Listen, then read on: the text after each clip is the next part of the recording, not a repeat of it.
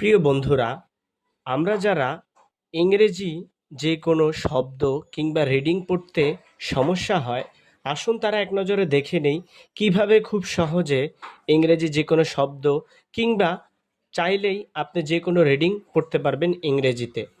যেমন শুরুতে কয়কার কা, এটার উচ্চারণ যদি আমরা ইংরেজিতে করতে চাই তাহলে কে এ কা, সি এ কা, কিউ এ কা হবে। ক্ষয়খার খার জন্য কে এইচ এ খা, গয়কার গার জন্য জি এ গা।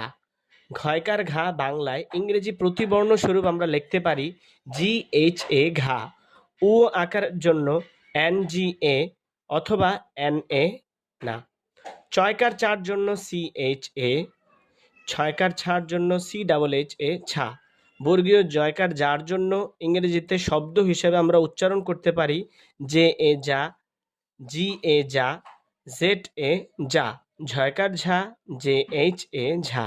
ইও আকার এন এ, টয়কারটা টি এ, ঠয়কার ঠা টি এইচ এ, ডয়কার ডা ডি এ। ঢয়কার ঢার জন্য ইংরেজিতে বলতে পারি ডি এইচ এ ঢা। মূর্ধন্যকার নার জন্য এন এ, তয়কার তা টি এ, থয়কার থা টি এইচ এ। দয়কার দার জন্য বলতে পারি ডি এ দা। ধয়কার ধার জন্য ডি এইচ এ ঢা।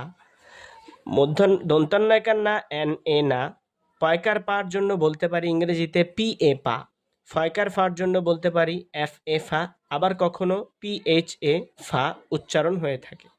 বয়কার বার জন্য বি এ বা। ভয়কার ভা ভি এ ভা, আবার বি এইচ এ ভা। ময়কার মার জন্য এম এ মা। অন্ত্যেষ্টিয় জয়কার যা, এটা উচ্চারণে জে এ যা হতে পারে, জি এ যা হতে পারে, আবার জেড এ যা হতে পারে।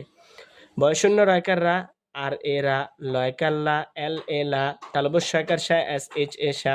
মূর্ধন্য শয়কার সার জন্য এস এইচ এ শা। দন্ত শয়কার সার জন্য এস এ সা। হয়কার হার জন্য এইচ এ হা।